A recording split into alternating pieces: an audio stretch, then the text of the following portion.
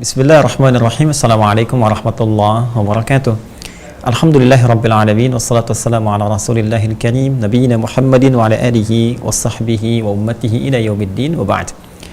Fa ya ahbaballahi wa ahbaba rasulih sallallahu alaihi wasallam usi nafsi wa iyyakum bitaqwallahi faqad fazal muttaqun fala tamutunna illa wa antum muslimun. Faqala ta'ala ya ayyuhalladzina amanu taqullaha haqqa tuqatih wa la tamutunna illa wa antum muslimun.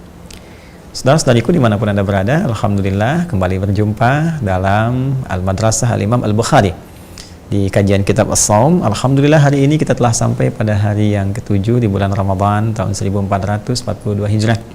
Semoga Allah Subhanahu wa taala menerima seluruh amal ibadah kita, siyam kita, qiyam kita, dan mengabulkan doa-doa yang kita panjatkan kepada Allah insyaallah. Amin ya rabbal alamin. Tak terasa ya, sudah perjalanan luar biasa. Tahu-tahu sudah kita sampai ke sepekan siam. Semoga tetap semangat dan rahmat Allah kita dapatkan. Baiklah, langsung saja hari ini kita akan kembali mengaji di Madrasah Al-Imam Al-Bukhari dalam kajian kitab sahih beliau, Al-Jami Al-Musnad As-Sahih Al-Mukhtasar min Umuri Rasulillah sallallahu alaihi wasallam wa sunanihi wa ayyamihi. Ya, jadi kitab komprehensif, kumpulan seputar informasi yang terkait dengan Nabi Sallallahu Alaihi Wasallam, telah dilacak sanadnya sahih, diuraikan secara ringkas oleh Imam Al-Bukhari, berisi seputar kegiatan harian Nabi Sallallahu Alaihi Wasallam juga sunnah-sunnahnya. Kita berada di kitab atau tema urutan ke-30. Ya, seperti sering saya uraikan di awal jumpa kita, ada 97 tema yang disusun oleh Imam Al-Bukhari, diberi nama dengan kitab. Lalu di bawah tema itu ada subtema, diberi nama dengan bab.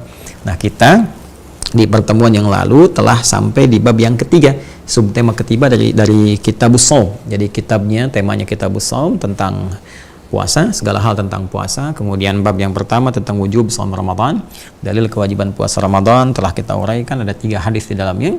Kemudian bab tentang fadlis shaum, keutamaan puasa, 1 hadis telah kita uraikan, 4 hadis kita ambil. Kemudian bab as-shaumu kafaratun, ya, bab tentang saum bisa menjadi kafarat di pertemuan yang lalu. Ya, bab bagaimana kalau kita menunaikan puasa dengan benar itu, maka puasa itu berpotensi bisa memberikan manfaat kepada kita, menghapuskan, menggugurkan dosa-dosa kecil yang telah kita tunaikan. Jadi saat kita puasa, ya, dalam penunaian puasa itu dosa-dosa kecil kita kalau benar puasanya itu gugur, khususnya yang tidak disengaja, ya, yang seperti yang telah saya bahas di pertemuan yang lalu. Jadi mohon izin kalau ada yang baru bergabung, Anda bisa akses ya yang hari lalu, edisi yang kemarin, begitu Anda klik nanti saya jelaskan di sana.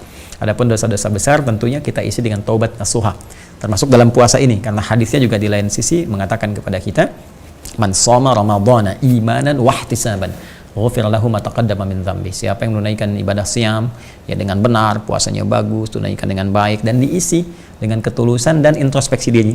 Nah, dalam fase introspeksi ini barangkali ada dosa-dosa besar yang kita pernah kerjakan, yang harus kita taubati langsung, ya. Kalau terkait dengan hakullah, kita mohon ampun kepada Allah.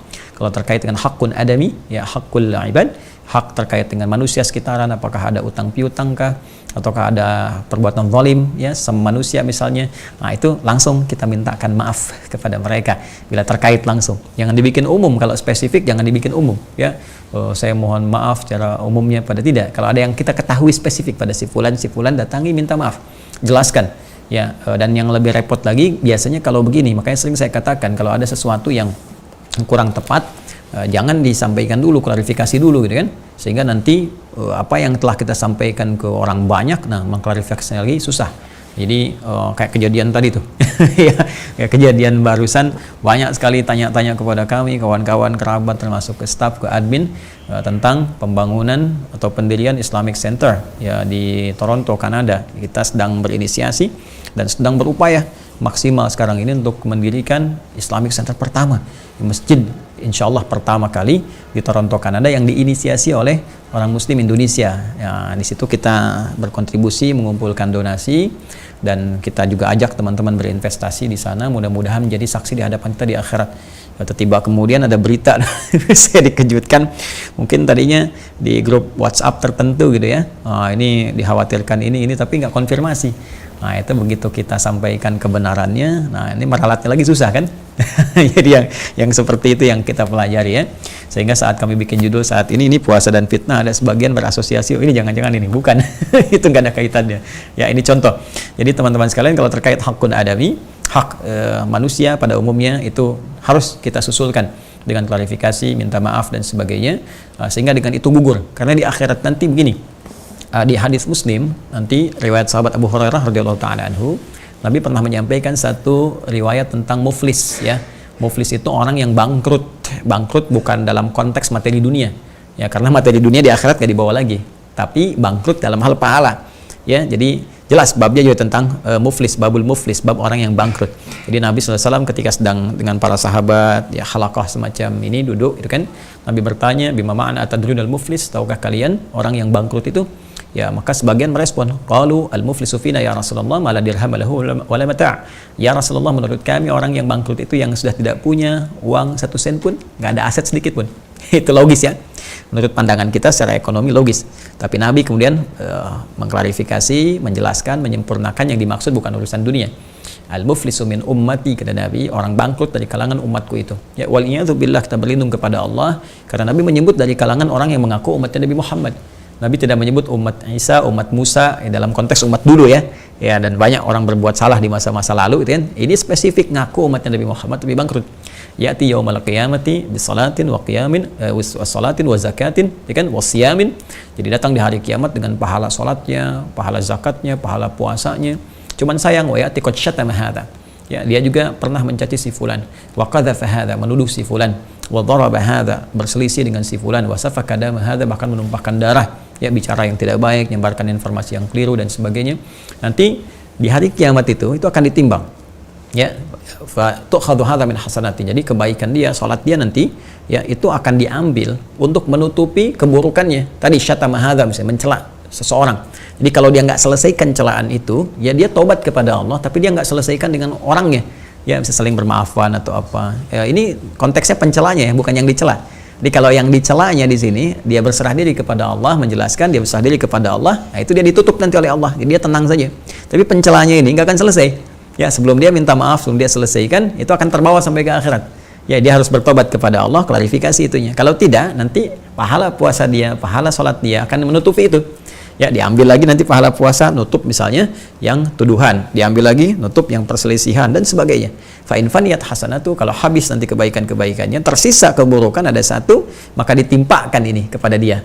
Ya, bahkan dalam konteks yang lain, habis dia ini kebaikan-kebaikan, misal ada satu dosa nih, ya, dosanya misalnya dosa hoax gitu.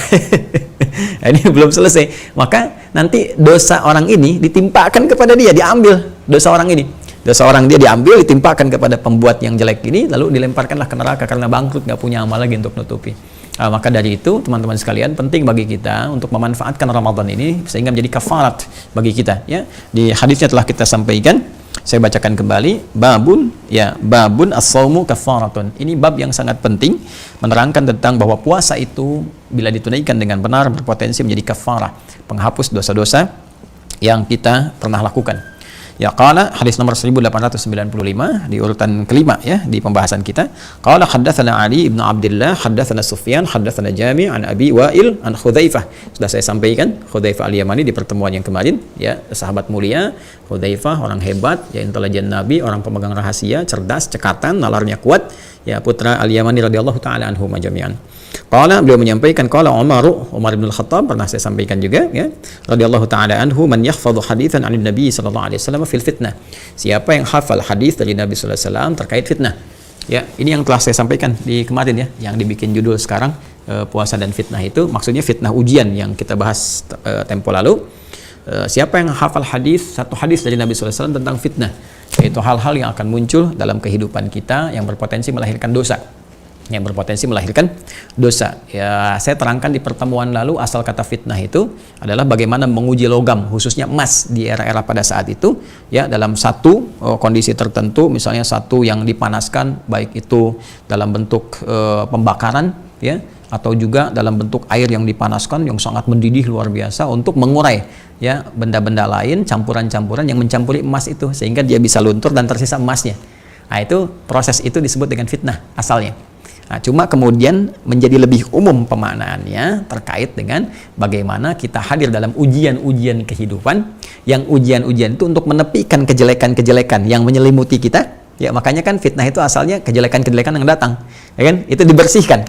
Ya dibersihkannya kayak tadi, kadang-kadang kita butuh ada perasaan terbakar, perasaan nggak nyaman. Kalau kena fitnah kan begitu kan, nggak nyaman, nggak enak, perasaan nggak tentram dan sebagainya, sama tadi. Ya, tapi hikmah di balik itu adalah untuk bisa memunculkan kualitas terbaiknya. Ya, emasnya itu loh. Ya, ada setiap peristiwa itu pasti ada pelajaran. Emasnya mungkin ada kesabaran, ada kebaikan, ada kemuliaan, ya ada macam-macam yang ingin disampaikan, Allah ingin membuka kepada banyak orang dan sebagainya. Jadi asalnya demikian. Ya, karena itu fitnah itu diartikan pula ujian yang memungkinkan melahirkan dosa, atau sisi lainnya melahirkan kualitas terbaik di balik ujian itu. Nah, maka apa kata Hudzaifah bin Al-Yamani? Qala Hudzaifatu ana sami'tuhu yaqul, merespon pertanyaan Umar tadi radhiyallahu taala anhu. Ini kedudukannya sudah menjadi khalifah ya pada saat itu. Kemudian beliau menyampaikan, yaqulu, ya Hudzaifah menyampaikan, fitnatur rajuli, saya pernah mendengar Nabi SAW bersabda, fitnatur rajuli, ya, fitnah yang menimpa pada seseorang, ya baik itu lelaki ataupun umumnya perempuan, yang berpotensi melahirkan dosa. Fi ahlihi, bisa dalam keluarganya, wa malihi, dalam hartanya, wa jarihi, dan hubungan dengan tetangganya, kerabatnya. Ya, jadi ini telah saya bahas pertemuan lalu, silahkan dicek ya. Seseorang bisa diuji di lingkungan keluarganya, kan? Mungkin nggak hubungan dengan anaknya, mungkin hubungan dengan istri, atau sebaliknya istri dengan suami, kan? Atau di hartanya, pekerjaannya misalnya ada ujian-ujian tertentu, diajak pada sesuatu yang syubhat, proyek-proyek nggak jelas dan sebagainya, sehingga memengaruhi keadaan harta. Dan di situ kita diuji kejujurannya, bebas dari korupsi, ya kan? Menjauhi hal-hal yang gharar, penipuan dan sebagainya. Wajarihi, dan hubungan dengan tetangga, kadang-kadang ada ketidakcocokan dan sebagainya, ya. Padahal apa yang kita alami itu untuk meningkatkan kualitas hidup kita, belajar mengerti tentang orang, belajar toleran, belajar memahami orang lain, belajar bijak menyikapi sesuatu. Tapi kalau gagal, munculnya suudzon, perselisihan, kan?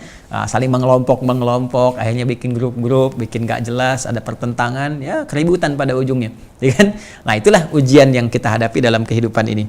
Nah, dalam proses itu ada peluang bagi kita untuk mendapatkan ampunan dari Allah Subhanahu wa taala pada sesuatu yang kadang-kadang terlintas nggak sengaja. Ya seperti tadi saya sampaikan, misalnya dengan tetangga nggak sengaja ngelihat, salah menyimpulkan, tapi belum kita respon. Kenapa dia nggak nyapa ya? Mungkin dia begini, itu kan sudah salah tuh di pikiran kita, ya. Atau misalnya melihat sesuatu di video dan sebagainya, tiba-tiba muncul, ya kayak gini kan iklan, tiba-tiba muncul. Nah, ini saya seperti kemarin saya tegaskan tuh. Ada yang tanya, Ustaz kok ini ta'limnya Islami gini, tapi videonya ada snack video, ada gini, perempuan joget-joget macam-macam. Jadi saya tegaskan lagi, itu algoritma YouTube, Cepi. Ya, algoritma YouTube menyesuaikan kebiasaan Anda mengklik. Jadi kalau Anda ngeklik yang aneh-aneh atau pernah nggak sengaja klik, itu muncul terus tuh. Dianggapnya kebiasaan. Jadi itu kembali ayo pada masing-masing gitu kan. Kembali ke masing-masing. Jadi ya seperti itu. Ya, karena nggak sengaja, mungkin pernah nggak tahu ya, karena nggak tahu ya, keklik gitu kan. Nah, itu muncul. Nah, itu kan sesuatu yang terjadi gitu. Nah, itu tukaffiruhas salatu, ya kan? Wasyamu, kemudian wassadaqatu. Itu bisa digugurkan dengan salat, kemudian satu lagi puasa dan sedekah. Jadi puasa yang kita tunaikan itu, teman-teman sekalian, itu Masya Allah dahsyat sekali, dahsyat. Itu baru puasa aja, itu kesalahan-kesalahan yang kita nggak sengaja lakukan, dulu-dulu nggak sengaja, tapi tertulis sebagai salah, itu langsung dihapus. Ya, di catatan kita nanti nggak ada tuh. Ya, di mizan ketika ditampakkan, faman ya'mal mithqala dzarratin khairan yarah wa may ya'mal mithqala dzarratin syarran yarah. Jadi yang jelek juga akan ditampakkan, tampil. Tapi karena kita pernah menunaikan puasa dan benar puasa kita, itu nggak tampil lagi, hapus tuh. Hilang semua. Jadi jangan dikira menunaikan puasa itu biasa-biasa, tidak. Kalau puasa kita benar ditunaikan, baru niat kita puasa, masuk waktunya, fajar tiba, subuh tidak, dimulai puasa. Itu dari seketika itu, apa yang kita kerjakan di masa lalu sampai kita buka itu, teman-teman sekalian, itu digugurkan. Ya, gugurkan. Apalagi kalau misalnya kita sertai dengan taubat, ingat dosa-dosa kita yang memang sengaja dikerjakan, ya karena alpa lah kita, ya karena lupa. Ya, lupa itu kan melahirkan dosa. Lupa itu nasia. Aku lupa nasitu, kita lupa nasina. Ya, dosa itu salah, itu akhta. Ya, akhta itu saya salah, akhtana, ya kita salah. Rabbana la tu'akhidna in nasina au akhtana. Ya, Rabbana la tu'akhidna, ya Allah mohon jangan hukum kami in nasina, jika kami lupa. Yang lupa itu au akhtana, melahirkan salah. Gitu kan? Nah, jadi hal-hal itu perlu kita taubati. Jadi kalau itu kita lakukan benar-benar, teman-teman sekalian, puasa ini sekarang siang, kita ingat-ingat dosa, kita istighfar. Mungkin teman-teman berangkat ke kantor, di meja pernah teringat ada yang salah, istighfar di situ. Istighfar. Karena ada satu kondisi saat kembali kepada Allah, setiap tempat yang kita pijak itu bersaksi di hadapan Allah. Ya, bersaksi bahwa kita pernah berbuat apa di situ. Ya, idza zulzilatil ardu zilzalaha wa akhrajatil ardu athqalaha wa qala al insanu ma laha yauma idzin tuhadditsu akhbaraha. Pada saat itu setiap tempat yang kita pijak akan mengabarkan, menginfokan kepada kita, ya, dengan izin Allah Subhanahu wa taala, diperintahkan oleh Allah, menyampaikan dia kepada Allah bahwa kita pernah berlaku apa di situ. Ya, Anda di kantor, di meja, komputer apa, ingat-ingat pernah berbuat salah, ada istighfar, ya Allah saya salah, itu kan. Ya Allah saya keliru. Ya, ada kisah seorang alim besar diikuti murid-muridnya sedang perjalanan, tiba-tiba beliau pingsan di satu tempat, kan begitu pingsan agak lama dibangunkan ini, tiba-tiba kemudian setelah itu sadar, ditanya padahal orangnya sangat kuat, ya kuat ibadah, kuat siam, kuat apa, pingsan. Kemudian ditanya, Syekh apa yang menyebabkan Anda sampai begini pingsan, itu kan lama. Ya, beliau kemudian menyampaikan, aku teringat bahwa aku dulu pernah tak sengaja berbuat salah di sini. Anda bayangkan? Jadi begitu kepijak ke situ, beliau ingat langsung istighfar, minta ampun sampai Allah, sampai pingsan. Anda bayangkan? Seorang alim, orang hebat, rajin puasa, rajin tahajud, macam-macam. Kita mengertilah, ya sesalah-salahnya gimana sih kadarnya gitu kan? Ya kalau ada ulama berbuat salah, ya kadarnya segimana sih gitu kan? Kalau ulama betul gitu kan? Segimana sih salahnya? Itu sampai mengistighfari, ingat dosa sampai pingsan. Anda bayangkan? Ya bagaimana diilustrasikan kembali kepada kita gitu kan? Ya seharusnya kita bisa menghadirkan suasana bagaimana semua dibuka. Kalau sekarang mungkin yang tahu 1-2 orang, atau diri Anda, saya, atau kita sendiri, pada akhirnya akan terbuka semua. Dan orang akan berkata, oh, rupanya begini dulu itu, rupanya seperti ini. Maka kita istighfar. Astagfirullah, astagfirullah, astagfirullah, astagfirullah. Nah, kalau benar seperti itu, nanti dosa-dosa terampuni, keadaan hati menjadi lebih tenang, terus kebiasaan kita berubah jadi baik. Dan puncaknya nanti akan kita bahas satu hadis lain, bagaimana Allah mengapresiasi nanti saat penghujung buka itu. Wah, bagaimana doa-doanya cepat dikabul. Nanti ada hadisnya sendiri. Ya, ada hadisnya sendiri. Nah, termasuk nanti salat, ya sedekah, seperti yang kita uraikan di pertemuan lalu. Nah, tapi ada bagian yang belum selesai di hadis kemarin. Ini yang menjadikan pembahasan kita nanti kita lebih tajamkan lagi, dan ini yang menjadikan flyer hari ini nanti temanya besar, puasa dan fitnah gitu kan. Nah, itu yang dimaksud apa? Yuk kita lihat. Qala, maka Umar pun merespon, ya, informasi yang disampaikan oleh sahabat Hudzaifah ibnu al-Yamani, laisa as'alu an dhih, ya, di riwayat lain laisa as'alan hadza, kan, innama as'alu an anillati tamuju kama yamujul bahru. Allahu akbar. Kata Umar, yang saya maksud bukan hadis yang ini. Yang saya maksud bukan hadis yang ini. Yang saya maksudkan yaitu tentang fitnah, ya, yang datang bergelombang besar. Ya, seperti gelombang-gelombang lautan yang menerpa. Wah, ini udah lihat ombak besar ya. Ada ombak-ombak besar itu, Masya Allah. Indonesia kan banyak pantainya tuh. Kalau kita lihat di wilayah Banten itu, saya pernah ke satu wilayah di Bayah, ke Bagedur itu ombaknya bisa setinggi rumah tuh. Ya, ya bayangkan waktu kejadian-kejadian besar ya, kita bisa akses juga di YouTube, ada tsunami, ada apa, dan kita berlindung kepada Allah, kita bertaubat dari hal-hal yang bisa menimbulkan musibah-musibah besar. Tapi umumnya kita bisa melihat ombak-ombak besar. Nah, ombak itu dalam bahasa Arab disebut mauj. Ya, pakai jim ya. Kalau pakai zai itu pisang. Itu pisang. Ya, bukan mauzun tapi maujun.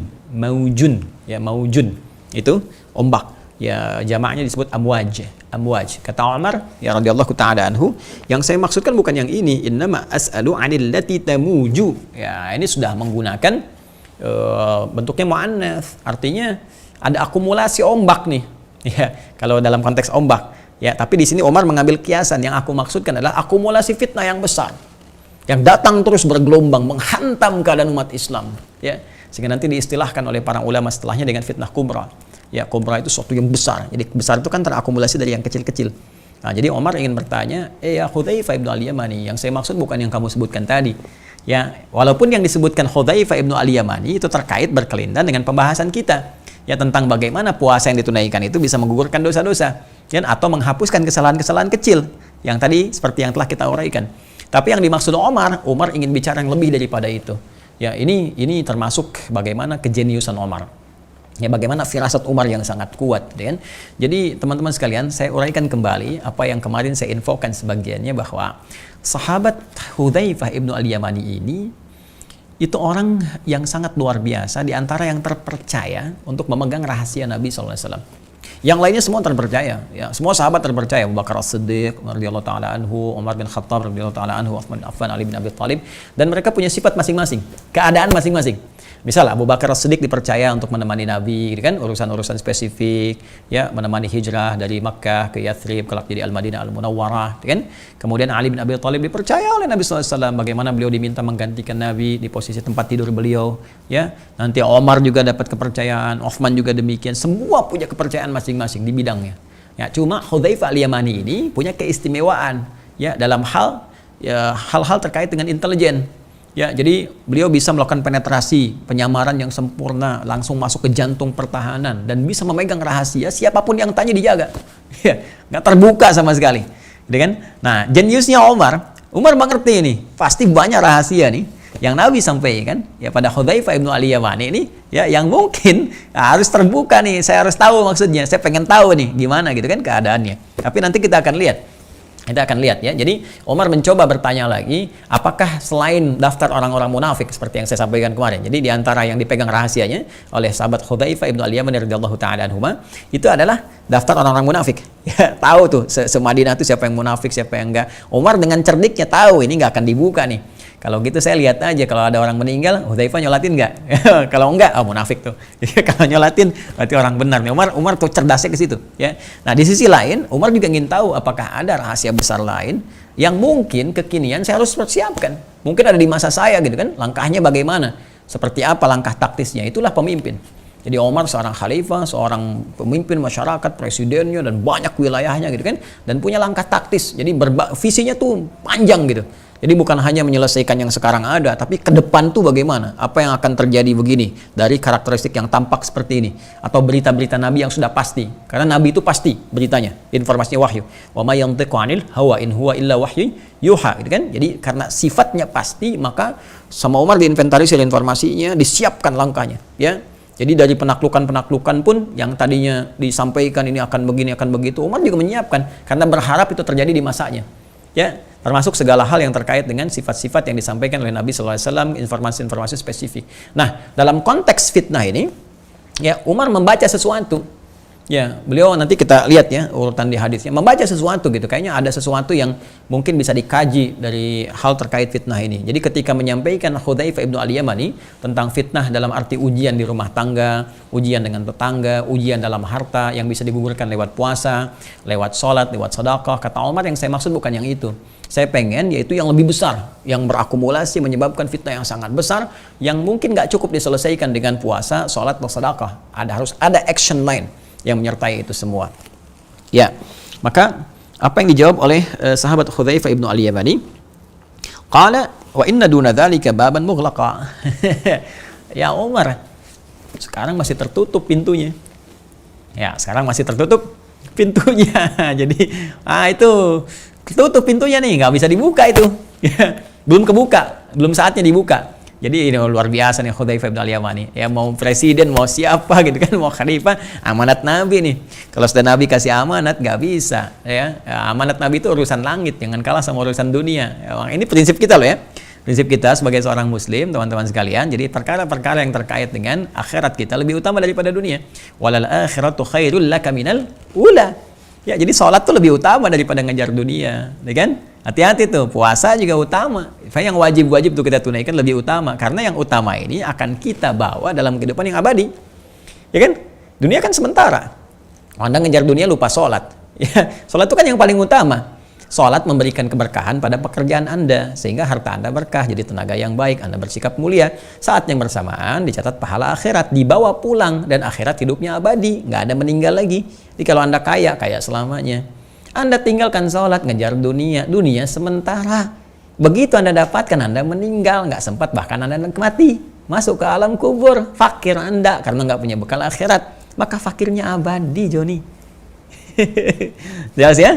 Paham ya? Nah, jadi dalam konteks ini teman-teman sekalian, Umar bin Khattab radhiyallahu taala anhu ya mencoba untuk mengetahui ya, tapi sekali lagi Umar cerdas, genius ya. Kata Hudzaifah bin Al-Yamani itu pintunya masih tertutup ya Umar. Umar menyimpulkan jangan-jangan pintunya saya gitu.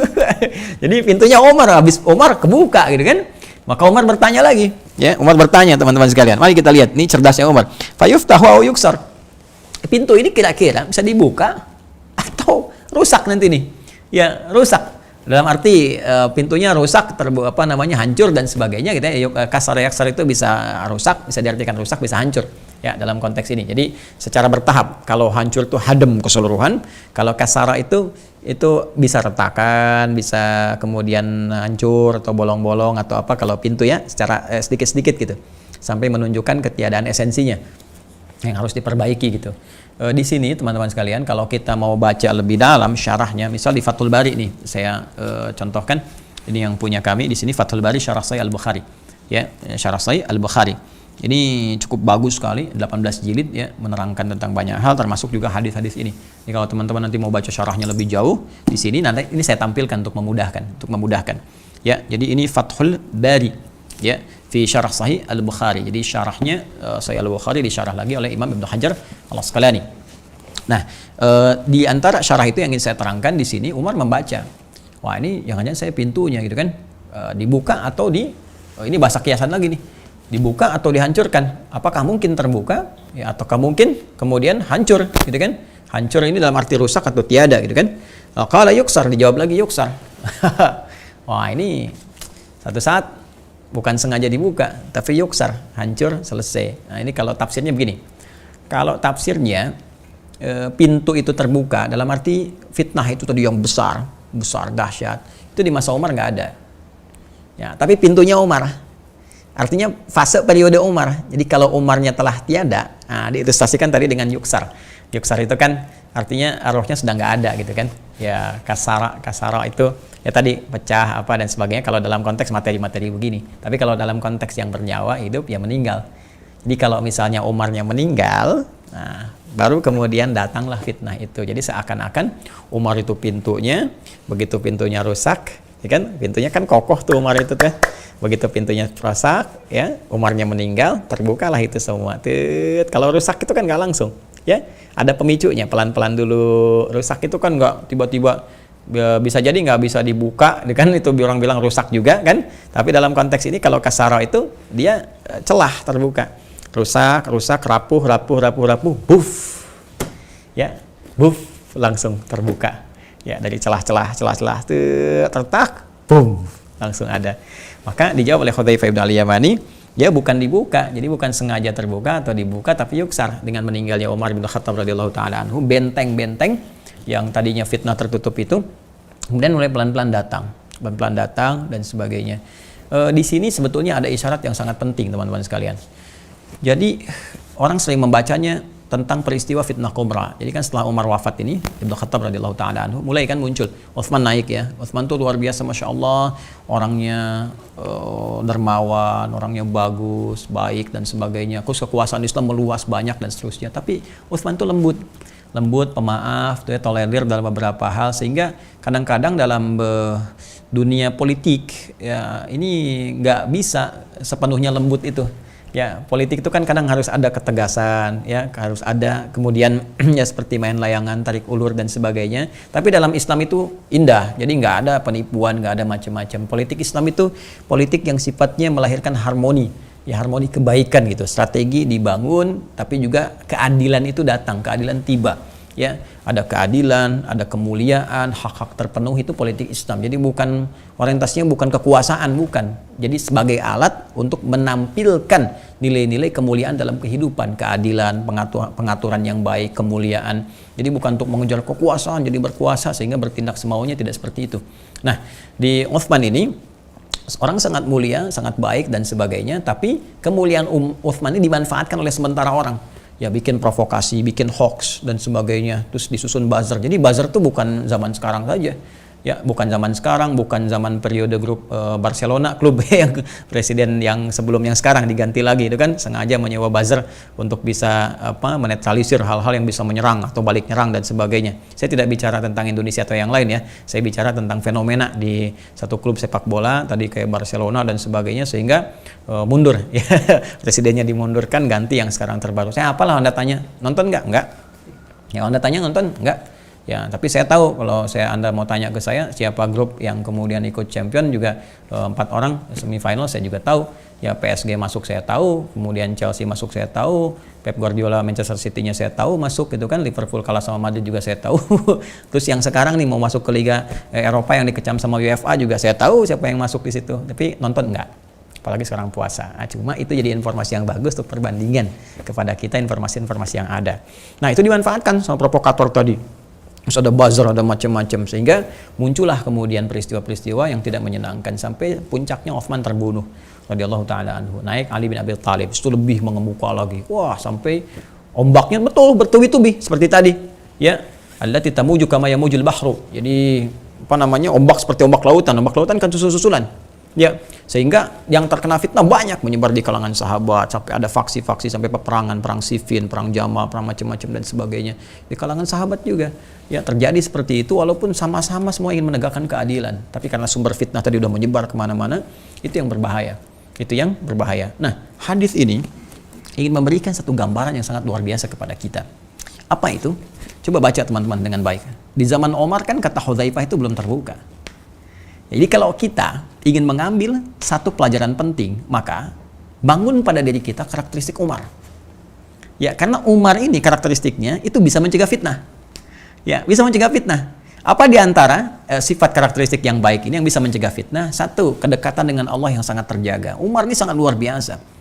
Ya, Umar sangat luar biasa bagaimana ibadahnya kepada Allah Subhanahu wa taala, bagaimana salatnya, bagaimana kemudian taqarrub dia kepada Allah, pemahaman Al-Qur'annya, interaksinya, dan itu diimplementasikan dalam kehidupan. Termasuk dalam konteks kepemimpinan. Ya, bagaimana Umar itu belusukan misalnya kan ke masyarakat sampai malam-malam sampai melihat untuk mempraktekkan apa yang Allah sampaikan, apa yang Rasul pernah tunjukkan. Ya, jadi bukan karena kepentingan dunia, untuk kamera, untuk liputan, untuk media, tidak ya. Dalam konteks kehidupan kekinian, tapi kita doakan itu kan untuk terarah kepada kebaikan. Tapi benar-benar ya itu inkognitonya Umar itu benar-benar untuk memetakan. Ya, sehingga masyarakat tahu. Ya, jadi nanti misalnya dalam konteks kehidupan ya di pemerintahan, misalnya kita contohkan nanti misalnya ada belusukan, tahu di masyarakat berapa, maka diukur. Saya dulu waktu kecil itu ya sangat tahu itu. Ya, kebiasaan misalnya ada Pak Harto dulu suka belusukan ya, terus tahu sebelum rapat kabinet, jadi menteri menyampaikan, presiden sudah tahu.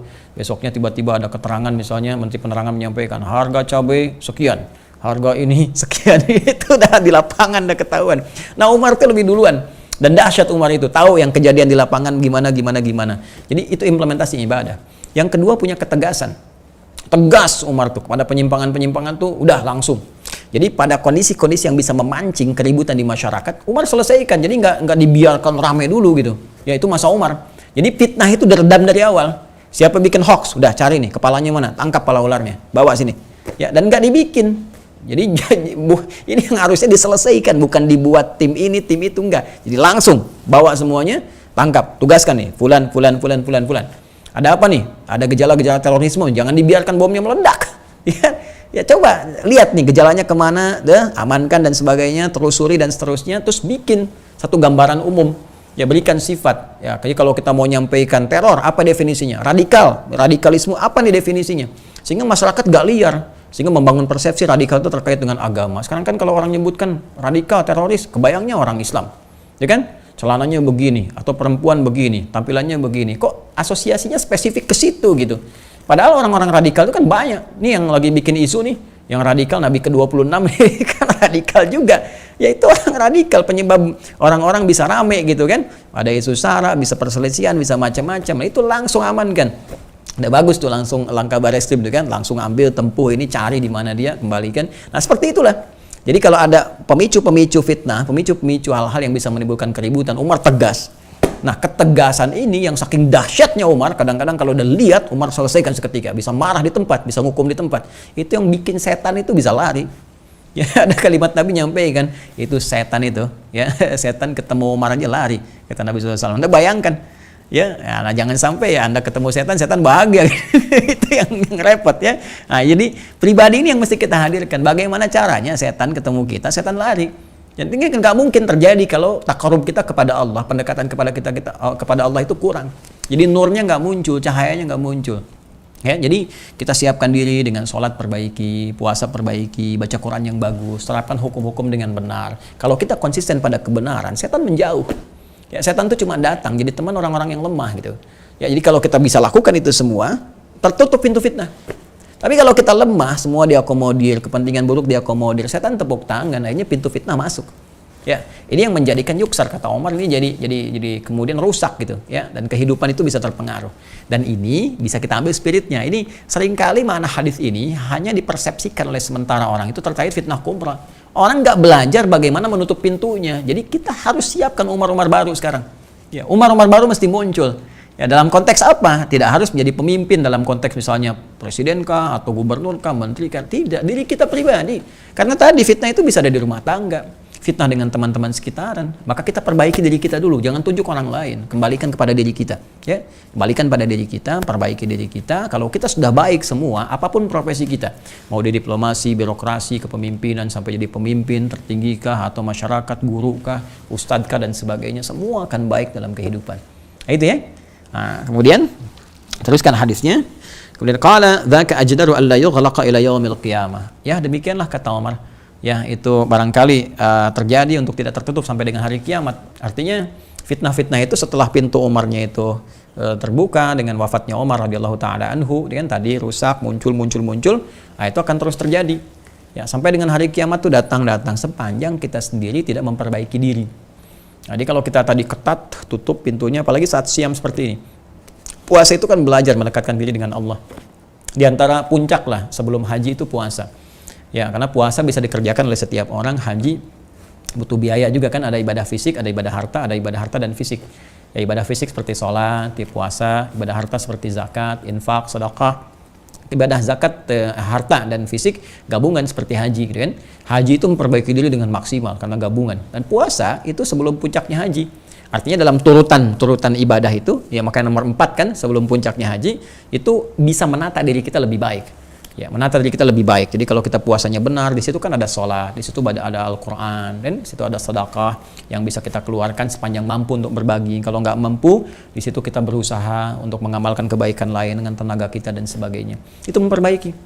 Ya, dan di antara perbaikan itu mencegah maksiat. Kalau kita puasanya benar, nggak akan maksiat. Ada junnah itu, asyamu junnatun. Ada perisai. Tegas kita larang.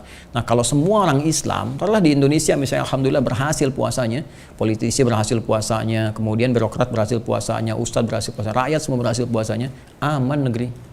Pintu fitnah bisa kita tutup nih pelan-pelan. Walaupun nggak serapat mungkin misalnya, tapi setidaknya kita bisa jadikan peluang-peluang buruk itu mengecil. Ya kan? Walaupun peluang itu tetap terbuka sampai dengan hari kiamat, tapi setidaknya ya tidak muncul di Indonesia lah atau sekitaran kita. Yang umum-umum luar misalnya kan. Nah, itu nanti kita bisa meluaskan auranya ke tempat-tempat lain. Kalau di masa Umar kan terkoordinir semua wilayah-wilayah keislaman itu. Perintah 1A, komando tuh. Ya, tongkat komandonya langsung ke bawah. Umar itu ngelurusin teman-teman, ngelurusin seorang gubernur aja yang diduga Umar tidak adil, padahal dalam konteks mau dirikan masjid. Ada orang Yahudi digusur rumahnya gitu kan, mau jadiin masjid. Dia keberatan si Yahudi itu, yang nggak mau terima dulu ganti ruginya dan sebagainya kan. Dia ngadu ke Umar, ngadu ke pusat. Anda tahu apa yang terjadi? Umar cuma ngambil satu tulang, digaris tuh pakai pedang. Kirimin aja nih, gubernurnya. Masya Allah. Dikiranya main-main kan. Wah, itu di perjalanan udah dalam bahasa Rusia apa? Kukulutus ya. Bahasa Rusia tuh kukulutus, jadi ngomel gitu kan, ngomel. Tuh bahasa Rusianya kukulutus.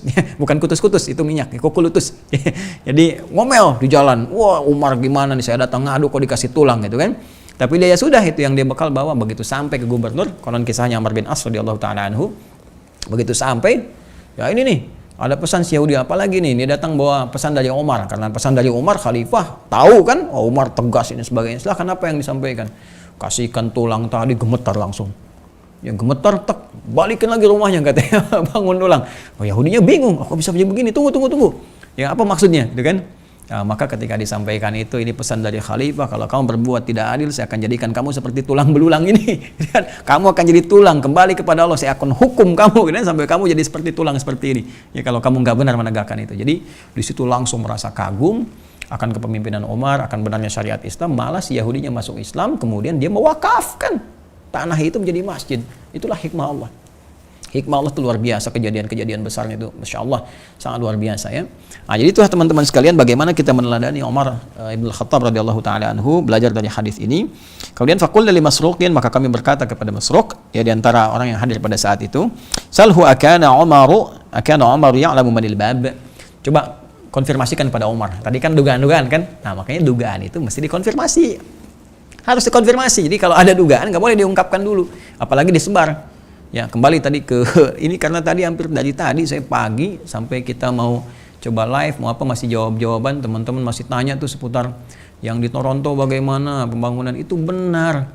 Nah, cuman tadi karena ada satu grup tuh dugaan begini, kayaknya ini videonya editan, kayaknya begini, ini kemungkinan penipuan, disebar lah itu kan, nggak diklarifikasi lagi jadi rame kan. Terus kita klarifikasi di IG, akhirnya tadi kami pagi coba udah di take aja sampaikan supaya menenangkan dan terus kita kontak juga ke Kanadanya. Insya Allah besok kita live dengan teman-teman dari Toronto. Kita tanya sekalian persiapan sampai mana, bagaimana kemudian donasi terkumpul, terus apa yang ingin kita capai sampai teman-teman tahu bentuknya di mana nih yang mau kita dapatkan insya Allah, karena kita mau beli nanti properti tertentu jadikan Islamic Center. Wah, kita harus tahu nih nanti insya Allah besok diinfokan ya gambarnya bagaimana, ininya bagaimana. Di kami sudah kami share sebetulnya di video yang sudah ada ya, itu sudah kita klarifikasi tadi di IG tuh. Masih ada pertanyaan kenapa rekeningnya atas nama pribadi nggak yayasan aja. Itu Joni, kamu dengarkan dulu videonya. Ini kadang-kadang nggak disimak tuh ya, itu sudah kita sampaikan nih, ada yang rekening dari sananya langsung yayasannya begini tampilkan. Cuman begitu saya infokan di awal-awal itu banyak yang tanya, Ustaz nih ada Swift code apa, banyak bingung gini, ada nggak yang di Indonesia gitu kan.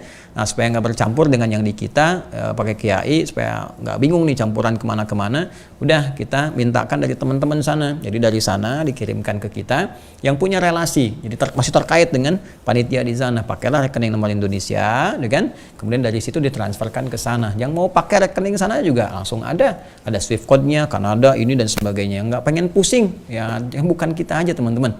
Ada yang dari daerah, Anda bayangin. Ya, ibu saya langsung teleponnya dari daerah, Anda bayangin pengen transfer.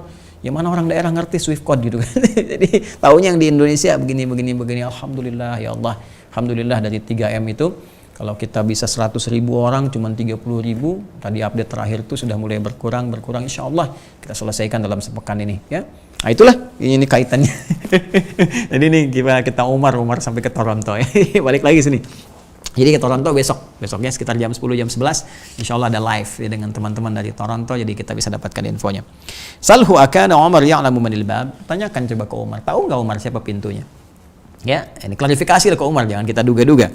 Maka fasalahu faqal, maka masuk bertanya kepada Umar bin Al-Khattab radhiyallahu taala anhu, siapa pintunya gitu kan? Umar, ini fitnah ini masih tertutup, nggak bisa dibuka, babnya ketutup nih, siapa pintunya? Kalau dia kebuka maka selesai. Maka Umar secara diplomasi mengatakan, na'am, kama ya'lamu anna duna ghadin lailata.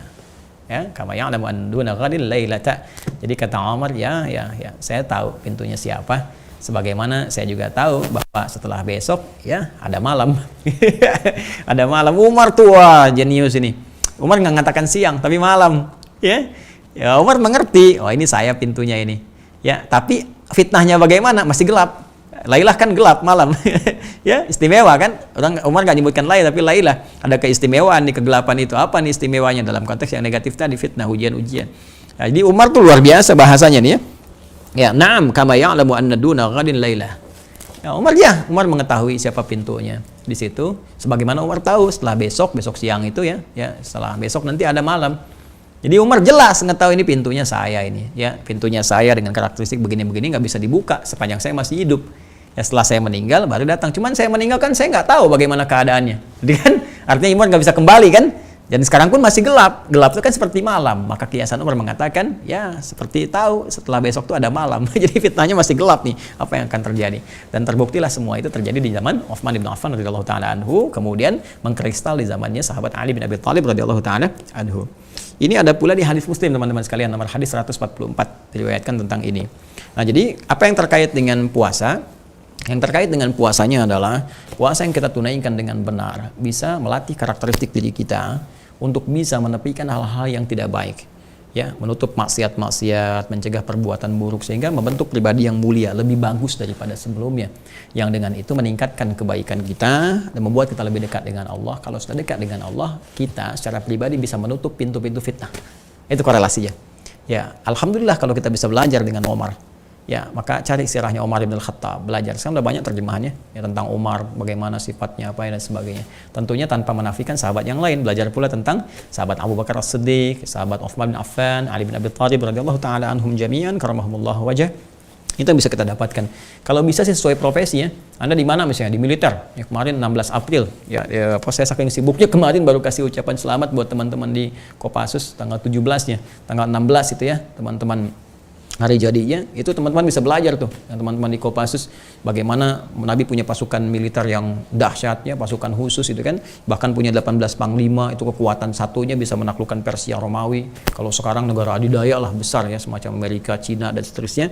Ya, jadi sangat luar biasa. Terus bagaimana pertarungan terbuka, pertarungan gerilya, kemudian cara menaklukkan musuh, cara kebal dengan racun dalam beberapa hal tidak bisa disergap ya, itu ada semua ajarannya dari mulai ayatnya, hadisnya, petunjuknya dan sebagainya.